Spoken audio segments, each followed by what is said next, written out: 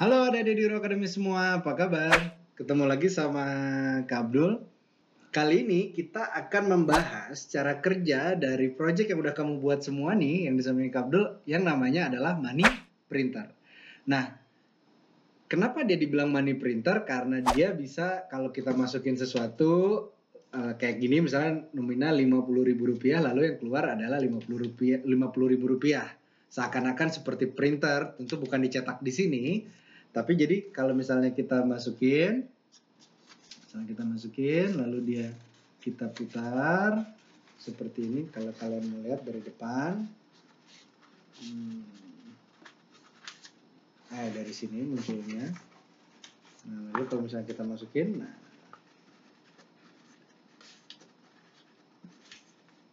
nah yang hijaunya masuk, maka keluar yang duit aslinya. Nah, ini tentu bukan dicetak di dalam printernya, tapi money printer ini kurang lebih menjelaskan ke kita pelajaran bahwa bagaimana cara kerja dari sebuah printer.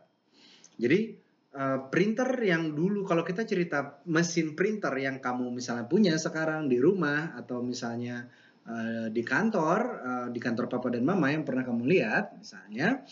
Nah, printer itu tuh udah dari tahun 1400-an dulu ditemukan oleh yang namanya Gutenberg. Nah, si Gutenberg ini bikin printer dengan cara yang sama kayak printer yang ada sekarang. Jadi kalau printer yang sekarang kan udah elektronik. Kalau dulu tuh jadi dicetak, seperti bisa dilihat di video di samping Kak Abdul.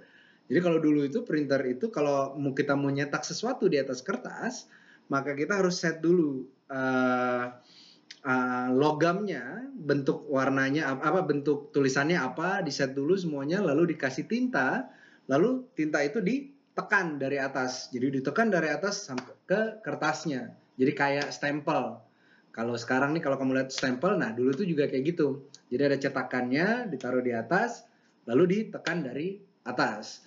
Nah, seiring perjalanannya waktu, printer berkembang menjadi seperti yang sekarang ini gitu. Jadi kalau sekarang sudah mulai bukan lagi dicetak, bukan lagi di stamp, tapi sudah mulai ditulis secara elektronik. Nah, tapi dari si Gutenberg itu kita banyak belajar banyak hal tentang sebuah printer. Yang pertama adalah harus ada sesuatu yang harus diinput dulu, gitu. Jadi kita akan belajar yang namanya input. Harus ada sesuatu yang menjadi input sebuah printer. Jadi sebuah printer nggak bisa main tiba-tiba print gitu aja. Jadi sebuah printer harus ada namanya inputnya. Nah, kalau zaman Gutenberg dulu itu adalah kata-katanya, tulisan-tulisannya itu disusun-susun, itu adalah sebagai input. Atau kalau misalnya sebagai money printer, misalnya sekarang cetak duit nih, duit yang kayak kita pegang sekarang ini, atau yang beredar, mau rupiah atau dolar atau misalnya yang lain, itu dicetak juga dengan cara seperti Gutenberg lakukan, tapi sudah lebih canggih lagi. Jadi tulisannya atau angka-angka yang muncul di sini itu dicetak.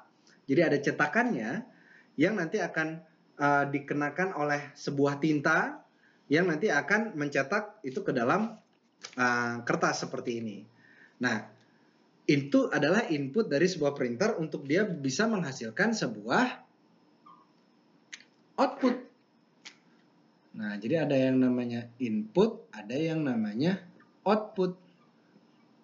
Nah, jadi nanti kalau kita masukkan inputnya, jadi yang tadi ini kalau kita buka lagi, nah, yang ini adalah inputnya yang masuk, lalu dikerjakan menjadi sebuah output. Jadi input masuk, lalu jadi kalau misalnya gini, input masuk, lalu dia keluar sebagai output.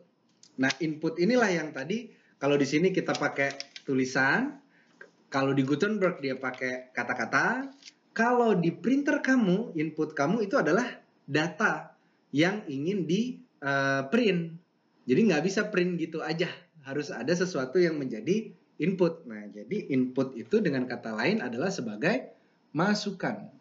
Jadi di sini adalah masukan atau sesuatu yang dimasukkan ke dalam komputer. Output adalah yang namanya adalah keluaran atau sesuatu yang keluar dari si printernya. Nah, kenapa printer ini jadi penting? Printer ini jadi penting untuk membuat sebuah standarisasi. Jadi mesin printer itu bisa membuat sesuatu yang sama berkali-kali gitu. Nah, jadi kalau dulu pas waktu belum ditemukan si Gutenberg menemukan mesin percetakan ya, dulu tuh semua buku atau semua apapun yang di dalam kertas, di atas kertas itu ditulis tangan. Jadi berpotensi salah, berpotensi ada yang miring ke atas, ada yang miring ke bawah, beda-beda tulisannya. Nah, dengan adanya ditemukannya mesin printer, terjadilah sesuatu yang namanya standar. Adanya standar atau kesamaan dari semua produk yang dihasilkan. Jadi buku itu sama semua gitu. Jadi bukunya kalau A-nya di sebelah kanan, semuanya di sebelah kanan. Kalau ada gambar di sebelah sini, semuanya ada gambar dan gambarnya bentuknya sama. Nah, disitulah jadi mulai berkembang sampai saat ini menjadi sebuah buku yang sama, dan itu penting buat kita dalam belajar. Kalau kita belajar bukunya beda-beda, hasilnya tulisannya beda-beda, akan membuat kita jadi pusing. Nah, robot atau mesin itu bisa membuat sesuatu menjadi standar. Jadi inputnya ada standarnya, outputnya juga ada standarnya. Dan di sini kamu bisa melihat yang berikutnya adalah bagaimana cara dari yang namanya putaran.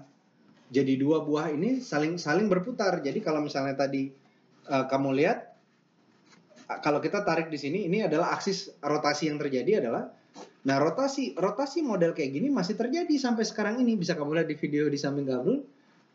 Mesin-mesin cetak sekarang ini juga masih menggunakan prinsip cara kerja yang sama seperti waktu Gutenberg lakukan, yaitu dengan adanya ditekan, lalu tintanya berputar di atasnya menekan si cetakannya atau si inputnya gitu. Nah, itu aja pembelajaran kita tentang money printer kali ini. Seperti biasa, kalau ada hal yang kurang jelas atau ada yang ingin ditanyakan, bisa langsung mengontak tim Diro Academy, atau kalian list dulu pertanyaannya untuk nanti kita bahas bareng-bareng di kelas online yang akan kamu ikuti. Bye!